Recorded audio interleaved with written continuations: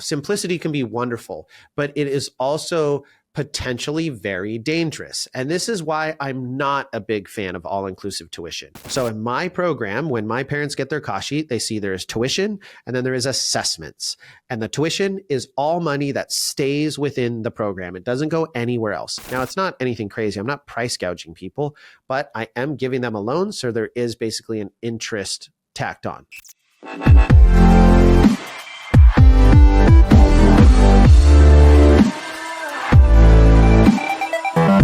Hello, everyone, and welcome to another episode of the Cheer Biz podcast. I'm your host, Dan Cotton, and today we are going to be diving into tuition, whether or not you should be doing an all-inclusive tuition or a tuition and assessments, and why you might want to consider doing it different ways. This is a common topic of discussion. And in fact, we're getting into it at a little bit of an earlier time than we normally would. Normally, we start really diving into tuition and what it is we should be doing in the months of November and December, because we're starting to gear up for next season. And I know that that's crazy to think about because I haven't even had my showcase yet, and I'm already starting to think and talk about next season. But this recently came up in one of our Facebook groups, and there was a gym owner that asked about it and asked about how they should build their tuition. And I had mentioned, what I consider the gold standard of tuition, which is tuition and assessments versus an all-inclusive model. And it really is kind of a dealer's choice, right? You have to pick what works best for your program. And I know there are some significant pros and cons to each one, although I think there are particularly more cons to one than the other. And so I want to talk through some of those things as well as some of my thoughts and what potential negative downstream effects that you might have in your business running your tuition in a certain manner. The first I want to talk about is all-inclusive tuition, because this is really where the discussion started, which is when we're talking about all-inclusive tuition, we're talking about the process of saying you are going to pay this rate of money each month, and that is going to include everything that needs to be paid for. There will not be any additional costs or expenses because it is all included in your tuition. I can certainly understand the appeal of something like this. The reward is it's very simple for your parents. It's very simple for them and your customers to look at and go, okay, I know I pay $399 a month, or I know I pay $499 or $599, or maybe it's even $699 a month. That includes everything. It also makes it a little bit easier for gyms in the sense of you don't itemize every single thing out. So you're not necessarily always being nickeled and dimed by your customers who are saying, well, you changed from using this provider to that provider, or we went to one less competition. And so now I would like to see some sort of a refund or a rebate because everything is just included in all-inclusive tuition. And there's just no other option. You just pay X amount every single month. And it's just really simple for everyone involved. There's no simple or no complicated billing process. It's just very simple and straightforward.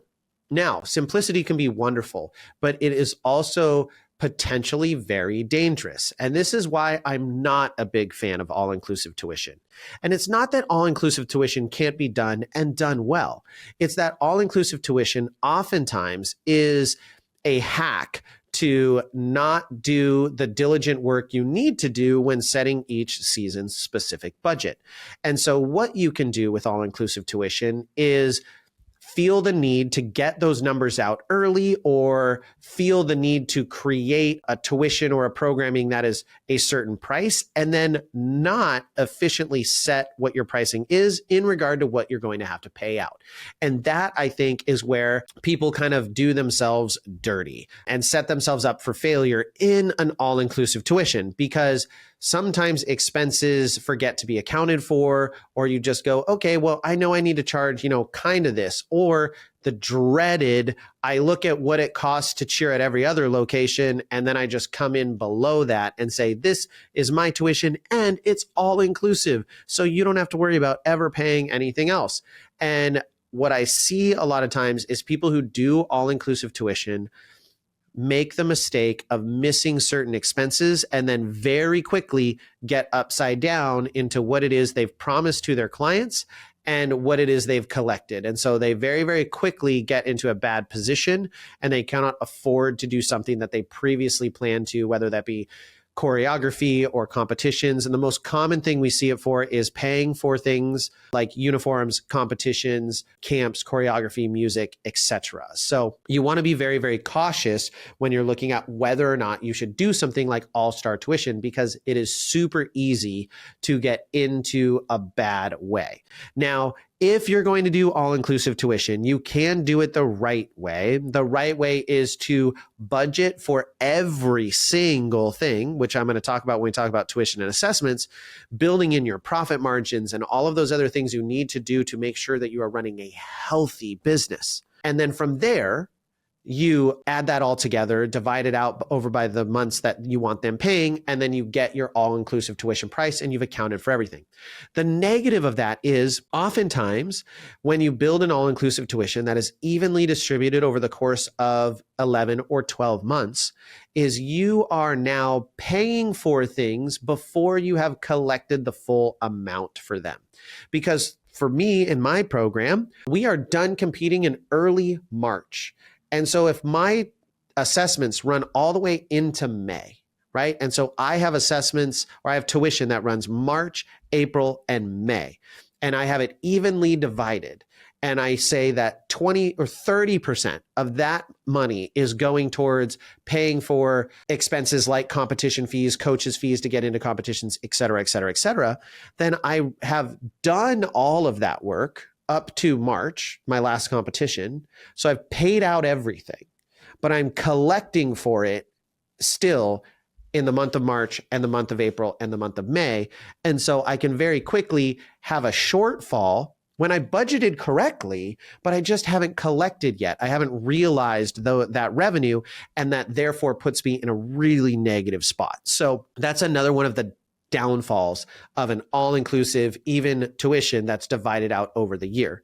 If you really want to do that, then you maybe want to have it set so it ends in March. But then the other problem is, okay, well, if I know my last competition is in March, and so our last payment is prior to that, so do you really want your last payment to your gym to be in February? And then what is it that they pay for the months of March, April, and May? Those are some weird things that you're going to have to figure out and are a little bit clunky with the all-inclusive tuition. So I much prefer tuition and assessments. Now, we in NextGen use the term assessment. So you could call it external fees or pass-through fees, or there's a million ways to view it. Call it assessments because that it relates to anything that is not a tuition. And how we look at it is this, and I highly recommend you can look at things this way. Tuition is what you pay to train in the facility. So when I'm calculating what my tuition is, I follow a very specific formula that I have developed to make sure that I am charging the right amount for each team. I also know exactly if I have this number of athletes on a team, that means I can afford to have one head coach and one part-time coach, or two head coaches and one part-time coach. And it is based on the number of athletes on the team. So I am making the right revenue for each team in the program, and I'm not overextending myself. And that helps because I've done my tuition calculations. So I know, what does it cost for each coach? What does it cost for choreography for that team? What are the expenses that I expect each team to be covering within my program? So what portion of rent, what portion of administrative front desk staff, what portions of all of those things is it covering? And I budget that per team. So I know exactly what I need to charge. And then I set my tuition based on that. And my tuition is the same for each team. So you don't pay less tuition if you're on a medium team versus a small team, et cetera, et cetera. I know what my numbers are. And generally speaking, when you look at those teams, you'll see in my program, the larger teams have more coaches and or have more experienced or higher paid coaches, or just generally more coaches, because I have more budget to spend. Whereas a smaller team doesn't require as many coaches, has less coaches, generally speaking. So that's how I set my tuition. It's all fees that stay within the gym. So in my program, when my parents get their cost sheet, they see there is tuition and then there is assessments. And the tuition is all money that stays within the program. It doesn't go anywhere else. And assessments is anything we pay out to outside vendors, whether that be uniforms, choreography, camp, shoes, which aren't on my cost sheet, et cetera, et cetera, et cetera. Coaches' fees would be one. We don't have that many sets of assessment. Our assessments are uniforms, choreography, camp, competitions, and coaches fees. That's really all we have in our assessments because we've tried to remove unnecessary required goods. Practice clothes also as well. But when we talk practice clothes, we do very limited. I don't have a practice set. I'm not a big fan of the matching practice set. They're A, really expensive, and B, there's this like need to get a new one each year. We do kind of a 2 practice tanks, no required shorts. That's like a required color, but that's it. It makes things really easy, and year to year, people don't have to always rebuy. They just buy when they lose their tank or they need a new one. It gets old, grummy, whatever. So we do tuitions and then we do assessments. And what this does is this allows me to calculate what I need to make for my gym to stay open. And then it allows me to calculate what do I need to pay out for my assessments. So it allows me to look at what is my uniform cost? What do I need to budget for each team for choreography? What do I need to budget for each team for camp? What do I need to budget for each team for competitions? And I look at those things, I budget correctly, I build in the correct profit margins because there should be profit margins in every single thing that you do. And yes, I am willing to say this on a podcast that I know that I have parents that listen to because I know that my families want me to run an effective business. I know that my families don't believe that Tori and I should not be able to make a living doing what we do in our gym. I know that my families understand that when we run a more healthy business that actually has profit margins, we are able to do more things for them and their kids and build a better program. So I am okay and confident to say that you should build in a profit margin to every single thing that you do to include assessments. On top of the fact, your business needs to be functional. Just because you are doing a competition and the competition fee is $185 per athlete doesn't mean that there shouldn't be a profit margin in terms of what you charge each family. Now, does it have to be a huge percentage? No, not necessarily. You can be reasonable with it, but there is a lot of work that goes into registering and preparing and doing everything for a competition.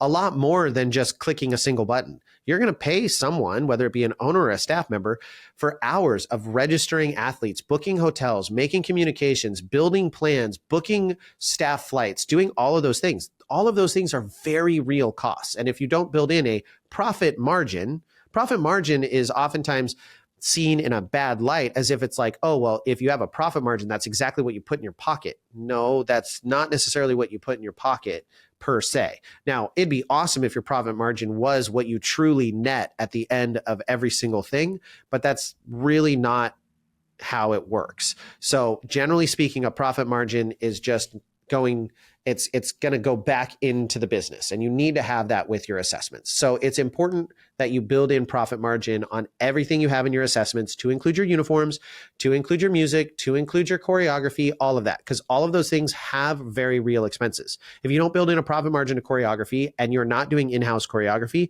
you still have to pay your staff to be there for choreography. And oftentimes those are 8-hour days that are not currently budgeted into your standard budget. So you need to make sure that you've built in profit because of that. So we do tuition and then we do assessments. We make it very clear. This is what it costs for tuition. This is what it costs for assessments, the two combined. You have a couple ways in my program of doing those assessments. So tuition is every month. There's no prepay. You charge for the month that you participate in the gym.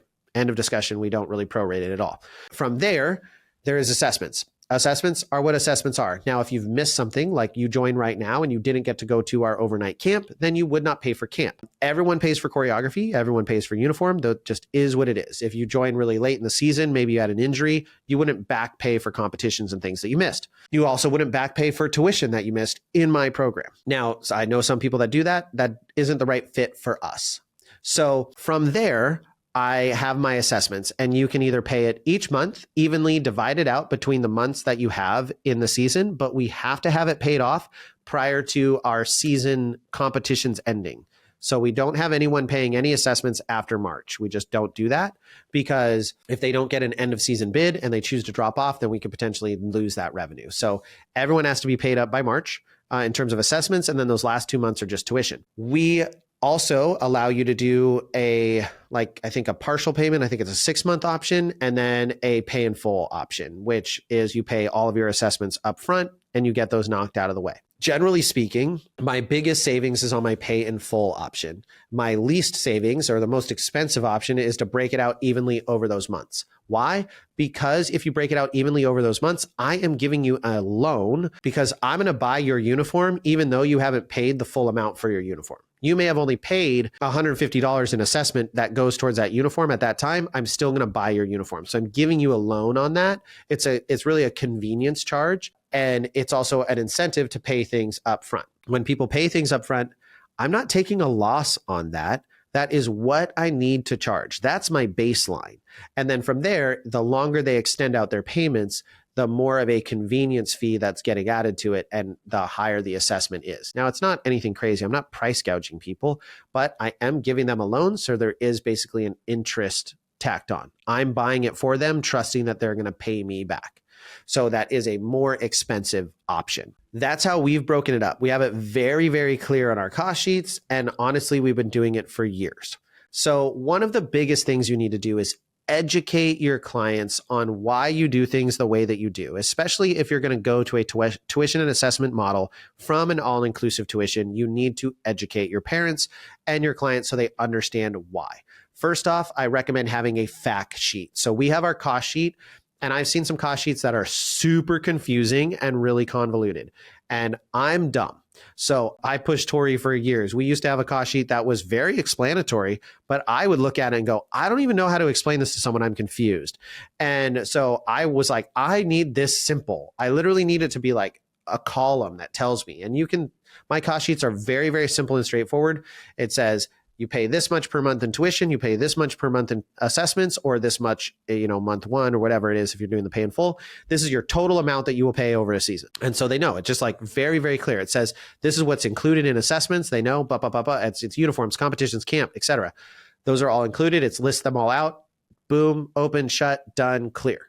Have an infographic that makes that information very available. From there, you want to do things like what I'm doing. You want to do videos. You want to do lives. You want to go over it. You want to have parent meetings. Explain the information. Let people know that switching to a tuition and assessments model is healthier for the gym.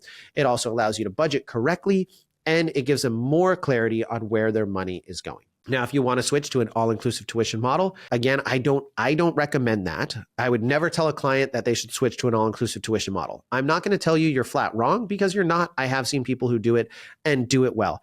I am going to tell you that you need to be an absolute stickler about your budgeting. You have to be amazing at it. If you're doing all-inclusive tuition, you cannot just pencil whip it. You have to pay very close attention and not overpromise for things that you don't know that you can budget for. People have to get comfortable with the idea that as a business owner, it's okay to say, I don't know yet. So if I am budgeting for competitions, I know, okay, they're going to raise it roughly $25 each year. So I can plan for that. And then I leave myself a window. We're going to attend 4 to 6 competitions next year. Now I have a window. Whereas they come out with competition costs, which I think came out only a few months ago, but I set my costs 6 months ago in February. So if they come out with that stuff and I'm like, oh, shoot, I'm in a bad way, I have that leniency because I said we're either going to go to 4 to 6. So I could be like, oh, we're only going to 5 and we're not going to 6 because it actually didn't fall within budget. And I didn't lie at any point in time because it's very important to me that I'm honest with my parents and my customers. I believe that honesty and that integrity is absolutely essential. So spend the time to educate them, spend the time to talk it through with them, do lives, break it down. It's okay. Get out of the mindset of like, well, it's my program, it's my way or the highway. Like, it's okay for people to want to know where their money is going. This sport is really expensive, and the more we can get people to understand. I also love having assessments because I didn't mention this earlier, and I should have. When it's an all-inclusive tuition, people don't know how much of that money is going to the gym versus going out. So when people can see, oh, I'm only paying the gym the lesser amount and I'm paying a higher amount in assessments, and that is mostly pass-through funds, that shows that like we're not gouging people and it's not all staying in our pocket. If you just are collecting $600 checks every month and it's just like, well, it's all inclusive and they don't truly know where it goes, it can be more likely that people are wondering, are you gouging them on prices? And we certainly don't want that. We want to stay above board with our families. So this is, in my opinion, the most straightforward way to show that money is coming into the gym and money is going out of the gym, and what they're paying for and where it's going. So when we look at pricing, and as we're talking about this, when should you release your pricing and how should you release your pricing? I think you shouldn't feel rushed to release your pricing too early. I oftentimes see people say, well, I can't release my All-Star informational packet because I haven't set my budget yet. I release my All-Star informational packet without my budget all the time. It's okay, because it's an informational packet. It's not a budgetary packet. So yes, you do need to talk budget, but I want to release the information to get people knowing about my program and hyped about my program and excited about my program before I ever have to throw out the money. From there, I want to get their email. I want to get their contact information. I want to be able to start a conversation, because when I'm trying to convince people to do All-Star Cheerleading is really, really expensive. And so I want the opportunity to have a dialogue. I don't just want it to be like, you go to my website, you see my All-Star pricing, and then you're like, whoa, way too expensive for me, because I want to be able to be like, hey, you actually would be a great fit for a classic program, which is significantly less because you're new to the sport. You don't know elite cheer. So you don't need to spend $8,000 on the season. You can start by just doing a $3,000 season, and it becomes much more manageable. So I want to release my pricing when I have it right, when I'm confident in it, I've budgeted correctly, and I don't want to necessarily feel rushed. With experience, with coaching, with someone in your back pocket, there's a lot of things that you can anticipate correctly, budget for correctly, build in your packet correctly without knowing the exact numbers. So I want to release it early enough that people can make decisions and we can have good conversations. But I also want there to be some sort of a wall where someone has to at least give me their email or their phone number, where there is some sort of a dialogue. They can't just grab my cost sheet off of the internet willy-nilly. And I'm going to send it to them, and I'm ideally going to have some dialogue, and there's going to be some explanation, whether it be in a parent meeting, a video, an email, or all of the above. But that is how I would highly recommend you release your pricing. Don't just throw it out there. Have a discussion, because it is a sales moment. You have to convince people that what you are doing is worth the price that you are charging them. And the only way to do that is either through history or through conversation. There's no other way to convince anyone that what you provide is valuable. So at the moment that I'm recording this, the most important thing you should be doing is tracking your All-Star expenses. So if nothing else, right now, this is October of 2024 that I'm recording it, you should be tracking all of the things that you're spending money on. So like for me this year, we're running a new showcase and we're going to another location. We purchased a backdrop. We've done all these other things. And the goal is to make it a Pacific Northwest wide season kickoff. Now we launched it really late. And so right now it's just my program. Next year, I'm hoping other people will join us, but we're only charging for admissions at the door. It's really important that I track all of the expenses down to they're charging me X, Y, and Z for dropping a extension cord in this location. I want to make sure that I have all those things dialed in, because I didn't build that into my budget at the beginning of the season. I'm just hoping that I'm going to cover it in my door admissions or come close. I actually know it's probably going to be a loss, but it's going to be a really exciting event, and it's a start. And hopefully next year we can have some programs join us so we at least break even. But you want to track all those expenses. You want to track what you're paying for competitions, track what you're paying for flights and hotels and per diem and all of those other things. So when you go to build your packet and build your fees, you're building it off of real data. You want to actually know the numbers. So when you go to set your budget, you're not just doing it off of budgeting by gut. That's like the worst possible thing you can do. And I'm a king of. I think I should write a book on budgeting by gut. And then it can literally just be stories of times that I did budgeting by gut feeling and it didn't work out for me, because it's absolutely not the right approach. The only way to do that is to keep close track. And if you do it during the process, if you keep close track and good records throughout the year, it will be much easier than trying to go back in time and pull all your bank statements and figure everything out. So just be tracking and be paying very close attention to what it is you're spending money on, so you can build a correct budget and you can build your cost sheet and decide which model you're going to go with, whether it be all-inclusive tuition or tuition and assessments going into next season. All right, everyone, I hope you got immense value out of this episode. As always, it's a pleasure chatting with you. I know my voice sounds a little bit rough. I am coming down with a cold, kind of lame, and I did choreography all day today. So I apologize if my voice sounds raspy, but I truly appreciate your time. And with that, we'll catch you on the next episode.